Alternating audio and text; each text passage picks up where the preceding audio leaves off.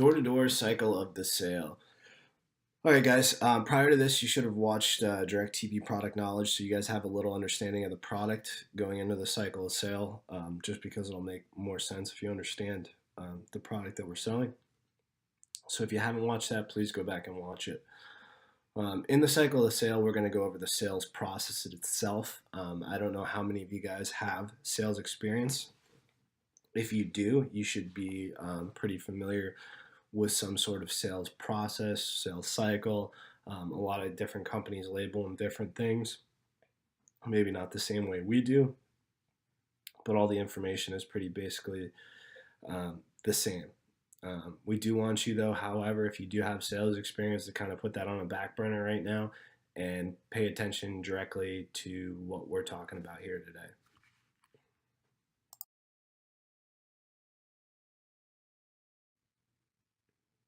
We're going to go ahead and break down the cycle of the sale for you guys. There's basically four main components of it. The first one is going to be your hook. Okay, hook is very, very important. It's almost as important as closing, except you can interest people in something all day long. If you can't close them, that's definitely the most important one, but we'll get to that in a second. But the hook is pretty close. So obviously, you guys, if you've ever been fishing, you can't catch a fish without a hook, right? You can have a line, a reel, be ready to reel that fish in, but if you don't have the hook, you're kind of shit out of luck, for lack of a better word. You have 10 seconds when you first meet somebody, okay? If you don't interest them in what you're talking about within the first 10 seconds, you've already lost them and you might as well walk away.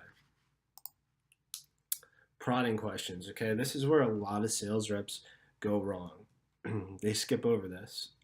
The best salesmen are customer service oriented people that generally make people feel that they're there to understand their problems and to provide a solution. It's one of the most important things that you can do as a salesperson is solve a problem for somebody. And in order to do that, we need to find out information about the customer. So we call it prodding, just kind of like poking at the customer for a little bit of information about their current services. And we'll go over some examples of those prodding questions here coming up in a little bit.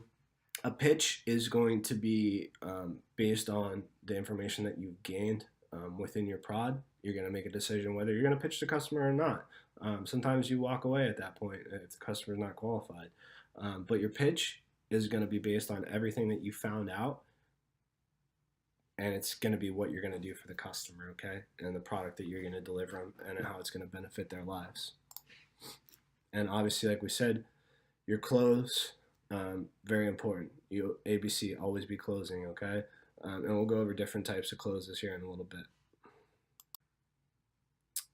Applying the cycle of the sale directly to satellite, okay? So we're gonna go over verbatim basically how we want you guys to start out, okay? We don't want you guys to be robots just reading off a script all day long, but when you start out, you gotta start out somewhere, okay? You can kind of stray from this and variate it a little bit based on, what style you have and how it works for you. If you find out you're more of a personality salesman, you can change it that way. This is kind of a very quick business / personality oriented, kind of very mild, and it should work for all different types of personalities, okay?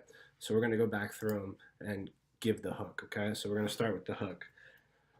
Hey, just real quick, are you guys still using blank for your TV service, okay? The reason that we have a blank spot there is because you don't know what the customer has at their home, okay? But we're going to assume, based on a couple of factors, what they have. The first factor that we're going to assume is based on what's on the roof of their house, okay? If they don't have a satellite dish on the roof of the house, we're going to go ahead and assume that they're using the local cable company, okay? It doesn't matter if they have AT&T Uverse or if they have a satellite dish on the back of the house, because here's the second part, okay? Perfect, that's exactly why I'm here. I'm setting up customers that qualify with new equipment and lowering the cost, all right? So for example, say we say to that customer, are you guys still using Dish Network because we see a Dish Network dish on the side of the house? The customer says, no, we got rid of that. We have Comcast.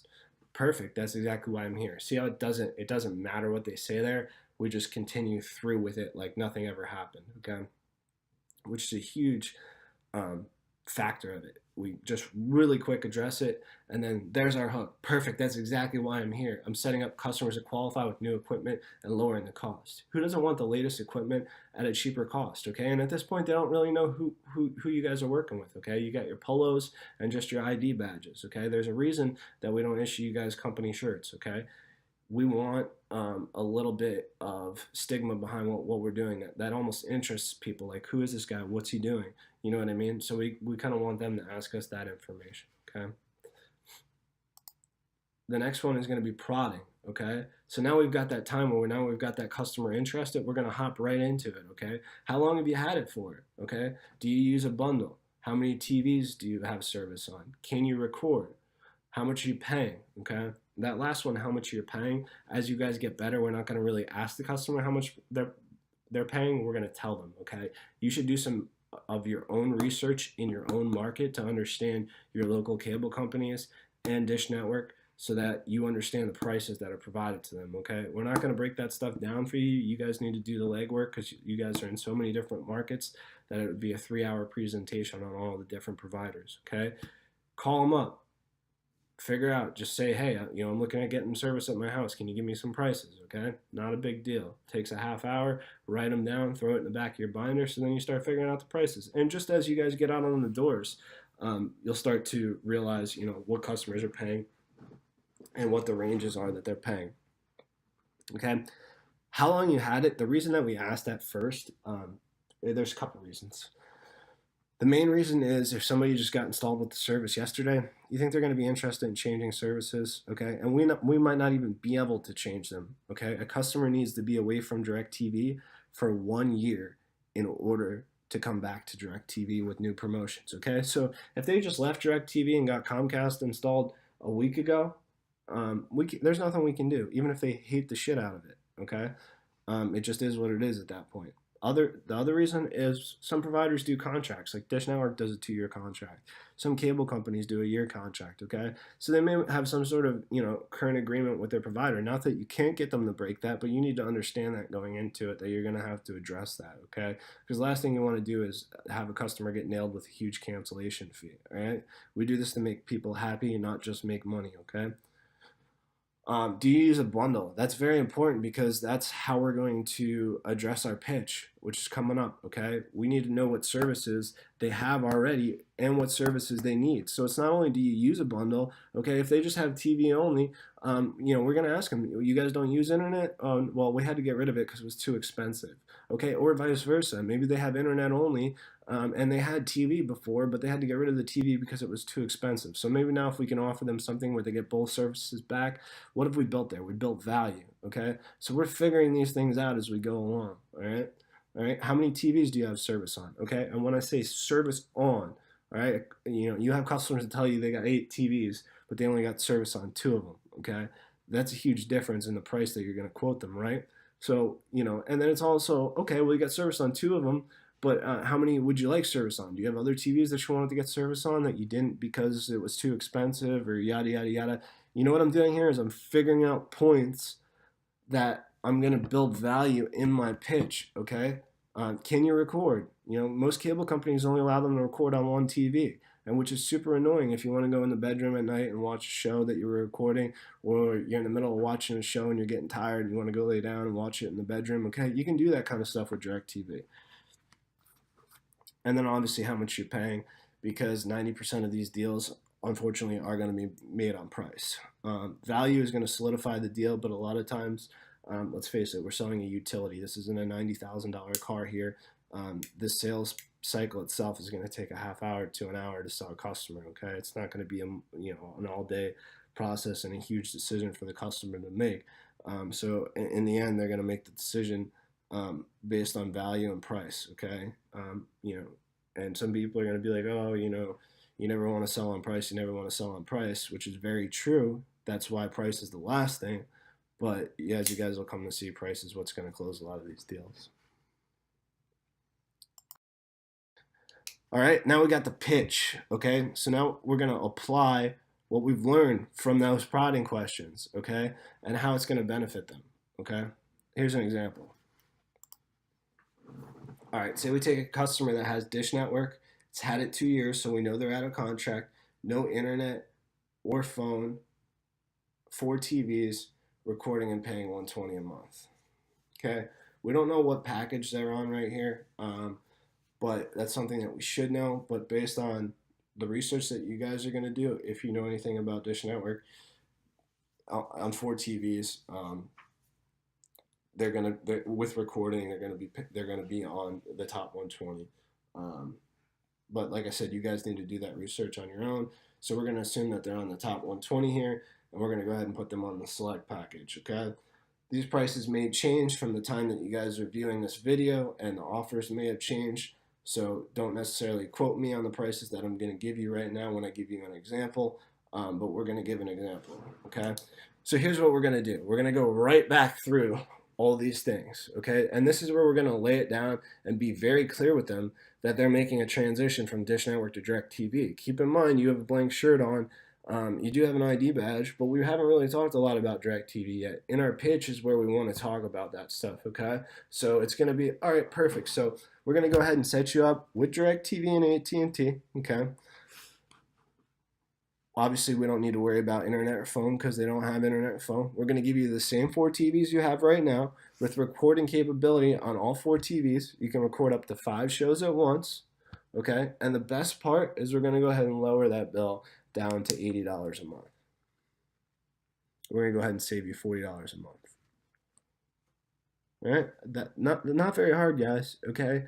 And don't expect them to just be like, yes here, okay? Because now we need to follow our pitch up with a close, okay? A, B, C. Always be closing. Okay, guys? You got to restart that cycle every single time, okay? So when they object, you close. Object, close. Object, close, okay? Always be closing. All right, let's talk about some different closes and understanding the close. The main definition of the close is getting a customer to agree to our terms, okay? Benjamin Franklin, he has said to have made decisions making columns, okay? So basically like a T-chart. This works very well in a lot of circumstances. A lot of people are visual learners, okay? They have to see it to understand it, okay? So if we do a pro and con column, okay, which you guys can do in your Sales Rabbit as you've seen, or you will see in upcoming Sales Rabbit trainings on your iPad, you can go ahead and scratch it out, or you keep some scratch paper with you where while you're talking to the customer, you can start writing what they have and the benefits of what you're giving them, okay? And then, you know, if for some reason it goes the opposite way on you, that's fine. Sometimes what they have is going to be the best thing for them. That doesn't mean that you're not doing your job. You're doing your job. You're figuring out what they have. And if what they have works good for them, then it is what it is, okay? Keep that in mind, guys. Don't be scared to walk away from deals. And I'm not telling you to just walk away for no reason. But if it's truly not going to benefit the customer and it's going to be more of a headache in the long run, don't do it. An impeding event, if you truly have a deadline or a reason for the customer to make a quick decision, okay? You always want to make sure that you build value and urgency in what you're doing. So you want the customer to believe that you are the guy, and while you're out here is the only time that they can get this deal, okay? And again, we don't lie, but we're going to go ahead and do things for a customer that maybe, you know, we won't necessarily do, okay? Or we kind of build that stipulation behind certain things only being available for a short period of time, okay? $100 gift card offers, waiving a percentage of the processing fee, starting it at $100 and saying, you know, we'll waive it to $50, whatever the case may be. It's kind of like what we've already talked about, okay? But build an event that needs to happen in order for them to get something of value to them that they need to do it today.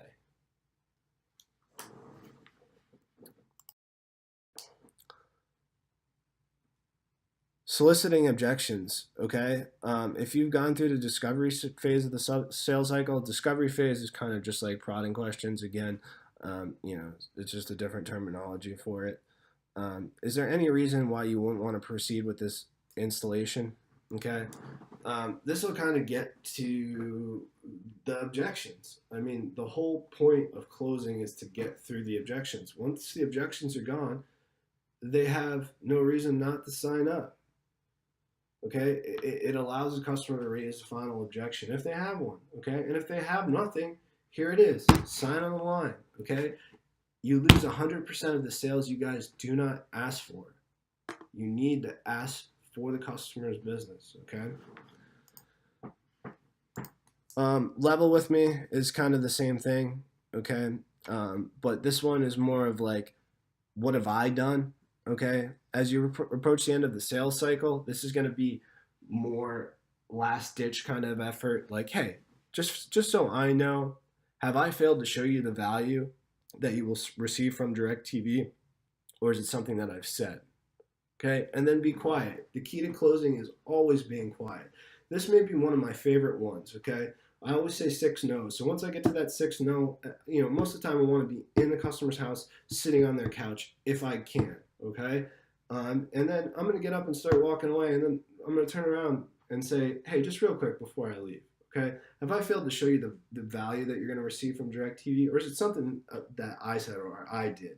Just to help better myself in the future, and then they're going to already feel like, okay, well, this guy's leaving anyway. I'm going to go ahead and really tell them what the real problem is. And that gives you a chance to really address the real problem that they're having. All right, guys, in review, HPPC, okay, hook, prod, pitch, close, beat it into your head, okay? We need to be closing in order to get objections. If we're not getting objections, that means we don't have the customer interested, okay? If they're interested, they're going to be giving you objections and reasons why they don't want it. And also understanding, when enough is enough, okay? And we're going to go into that a little bit later on too as well, when to walk away, okay? It's going to be the end of the cycle of the sale for you guys. You're going to move on to your next video.